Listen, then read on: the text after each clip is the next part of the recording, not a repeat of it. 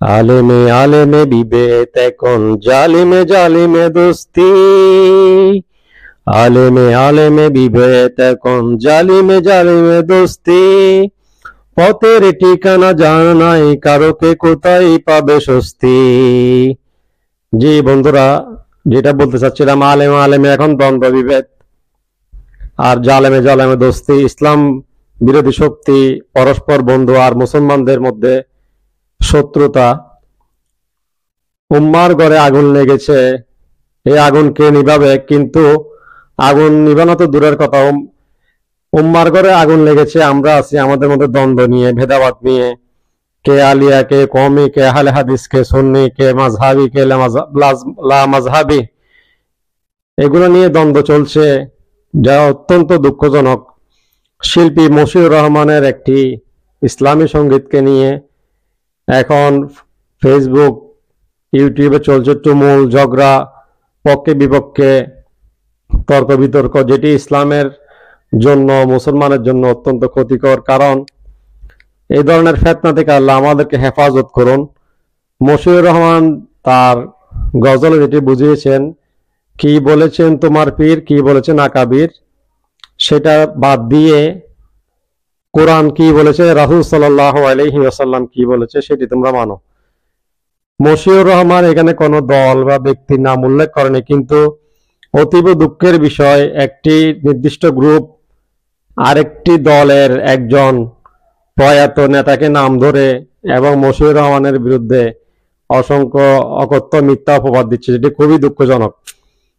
রাসূল সাল্লাল্লাহু আলাইহি ওয়াসাল্লাম বিদায় হজের ভাষণে বলে গেছেন, আমি পৃথিবী থেকে চলে যাচ্ছি, দুটি জিনিস তোমাদেরকে দিয়ে যাচ্ছি, এই দুটি জিনিস যদি তোমরা আঁকড়ে ধরো তবে তোমরা সবল হবে, আর না হয় তোমরা গুমরা হবে। ইসলাম বিরোধী শক্তি, বিজাতীয় শক্তি তোমাদেরকে জুলুম শোষণ করবে, আর সেটাই বাস্তবে আমরা দেখতে পাচ্ছি। অর্থাৎ মশিউর রহমান বুঝিয়েছেন, আকাবির, হুজুর, নেতা, তাদের কথা মানা যাবে না, মানতে হবে কোরআনের কথা। অর্থাৎ তাদের কথা তখনই মানা যাবে যখন তাদের কথা, তাদের কাজ, তাদের আদর্শ, তাদের রীতিনীতি, চালচলন কোরআন এবং সুন্নায় টেস্ট করে উত্তীর্ণ হবে, তখন তাদেরকে মানা যাবে। এটা তো তিনি সঠিকই বলেছেন। কারণ আল্লাহ রাব্বুল আলামিন সূরা বাকারার মধ্যে বলেছেন, তোমরা কি তোমাদের বাপ দাদারকে অনুসরণ করবে? যদিও তারা কিছুই বুঝতো না, কিছুই জানতো না, তারপরেও কি তোমরা তোমাদের বাপ দাদারকে অনুসরণ করবে? আল্লাহ রাব্বুল আলামিন আশ্চর্যবোধ করেছেন।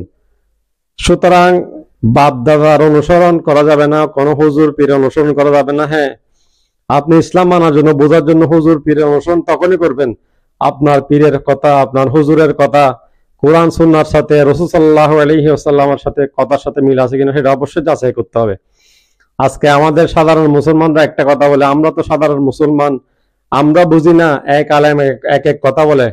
আপনি সাধারণ মুসলমান, আপনি কিছুই বুঝেন না, দুনিয়ার সবকিছু বুঝলেন, যে মাত্র জোহরের নামাজ পড়ে, আসরের নামাজ পড়ে বাজারে গেলেন, ঠিকই একটি বাজারে 10 জন 20 জন ইলিশ মাছ বিক্রি করতেছে, আপনি ঠিক এই 10টা দোকান ঘুরে তাজা ইলিশটা কিনলেন, পচা ইলিশটা কিনলেন না, তাজা সবজিটা কিনলেন, পচা সবজি কিনলেন না।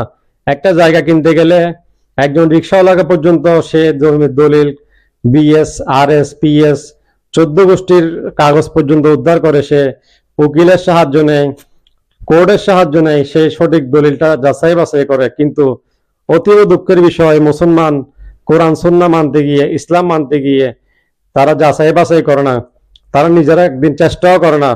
এটি অতীব দুঃখের বিষয়।